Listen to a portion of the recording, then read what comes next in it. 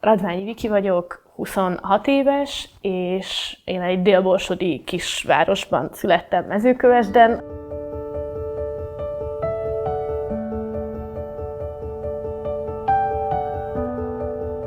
Nagyon borzalmasan éreztem magam abban a közegben. Szerintem ilyen 11 néhány éves lettem, amikor azt elkezdtem így érezni, hogy ez így valahogy nagyon rossz.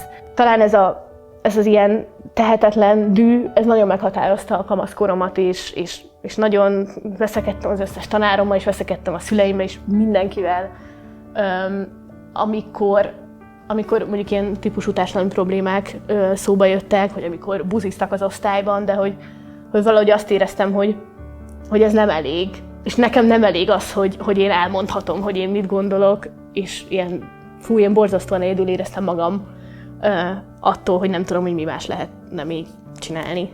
És ezt így láttam magam körül, hogy mindenkire nagyon nyomasztó hatással van, és minden apró dolog, amivel picit kifejezed azt, hogy te különbözöl a többiektől. Például amikor így leborotváltam a hajamat, akkor azután hetekig egy ilyen nagyon-nagyon meghatározó téma volt a városban, hogy úristen, mi történt, miközben így ez egy fizura, tehát ez nem egy nagy dolog. Arról vannak nagyon éles emlékeim, hogy valamin nevetnek a felnőttek, és én nem értem. Hogy én nem értem, hogy ebben mi a vicces, vagy hogy ez miért poén, meg az volt ennek a nagyon, szerintem ilyen szívszorító tanulsága, amit szerintem ebben a társadalomban mindannyian megtanulunk 0 éves korunktól, hogy buzinak lenni rossz. És lehet, hogy mi nem is tudod, hogy mit jelent az, hogy buzi, mert nem feltétlenül mondják el neked, csak azt megtanulod, hogy ez valami nagyon rossz dolog, és annak nem szabad lenni, mert az valami, akkor te leszel az, akin majd ezek a poénok csattanni fognak. Lehet azt mondani, hogy buzi? Ezt nem kérdeztem meg, de hát mondtam kb. 20-szor. Nekem egyébként jól esik magamra buziként utalni, meg van egy ilyen tök nagy erőt adó érzés abban, hogy egy olyan szót, amit arra használnak, hogy másokat megfélemlítsenek, meg elhallgattassanak, hogy nevetség tárgyává tegyék, azt mondom magamra, hogy igen, és onnantól kezdve már nem bánt, és nem esik rosszul, hogy ezt mondják. Szóval, ja. Azt hiszem, hogy ilyen 18 éves voltam, és volt egy klub, ahova a barátaimmal szerettünk eljárni, sörözni, meg biliárdozni. Ott volt egy lány, aki éppen akkor szakított a barátjával, és nagyon-nagyon-nagyon szomorú volt, és egyre ittasabb.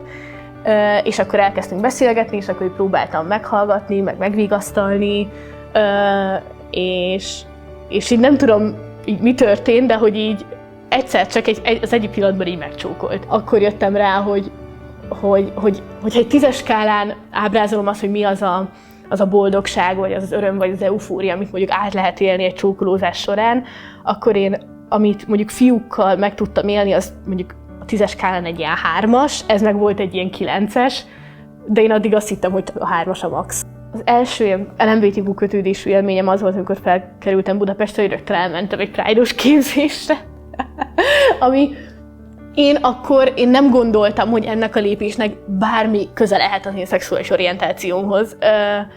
Ami szerintem utólag vicces, hogy mindannyiunk életében vannak ilyen pillanatok, hogy utólag visszagondolok, hogy jó, azért az nyilván nem volt véletlen, az se volt véletlen, hogy a Bűbá és Boszorkák volt a kedvenc sorozatom is, csak nem tudom, nőkkel volt kiplakátolva a szobán, tehát hogy én teljesen lenyűgözött az, hogy mennyire gazdag mondjuk az LMBTQ mozgalomnak a történelme, és hogy mennyi csodálatos ember van ott ezen a képzésen, aki mindezért dolgozik. És az ilyen...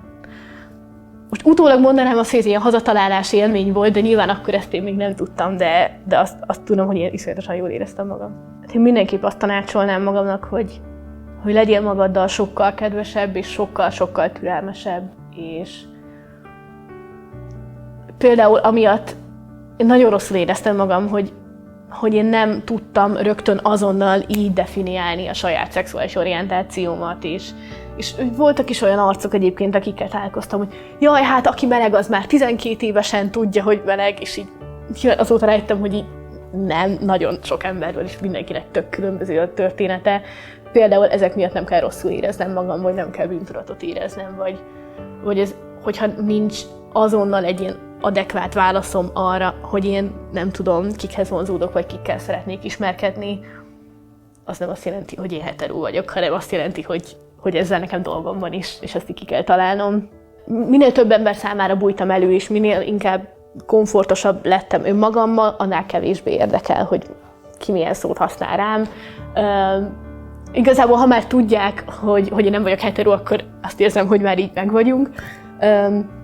Ami talán egy picit bosszant, az amikor arról beszélnek emberek, hogy miért kell ennyi betű, meg jaj, meg a betűleves, meg már nem tudom milyen betűket találnak ki az emberek, és akkor ezen így problémáznak, ami nekem feltűnt, hogy tök sokszor azok az emberek, akik ezt így felhánytorgatják, hogy de miért kell újabb és újabb és újabb kifejezéseket mondjuk behozni a köztudatba, vagy miért kell ezekről beszélni. Nekik általában így az L és az M az elég szokott lenni.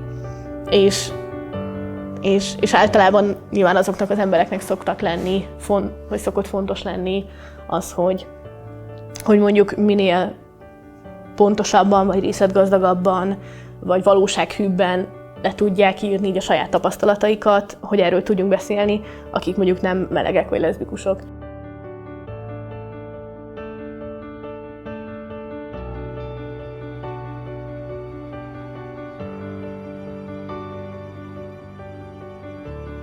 LMBTQ embernek lenni nem azt jelenti, hogy nekünk kötelességünk lenyelni a buzi vicceket, hanem azt is csinálhatjuk, hogy nem megyünk például olyan helyre, vagy nem találkozunk olyan emberekkel, akikről tudjuk, hogy nem veszik figyelembe a mi határainkat, vagy hogy akár szándékosan is egyébként fájdalmat okoznak nekünk, és hogyha úgy érzed, hogy egyébként a családod nem tud téged úgy szeretni, ahogy neked jó, akkor nagyon fontos, hogy legyenek olyan emberek az életedben, és kiválasz magadnak olyan embereket, akik viszont tudnak.